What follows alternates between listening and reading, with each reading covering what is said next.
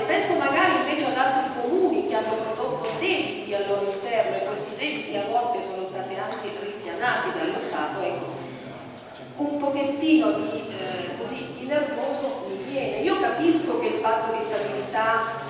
è inderogabile rispetto agli accordi che si sono fatti a livello europeo, però un'attenzione almeno ai comuni virtuosi, dove sono generalmente, almeno i nostri comuni, no? Che veramente sono in questo senso ineccepibili, secondo me questo sforzo si potrebbe fare, ed ecco che magari tutti insieme potremmo studiare un percorso che ci consenta con equilibrio, perché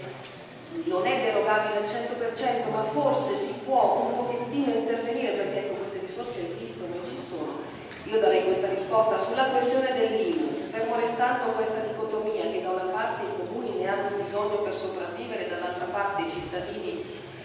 Ovviamente io sto aspettando il giorno in cui verrà pagata la prima rata, ecco, comunque così aver se non altro tentato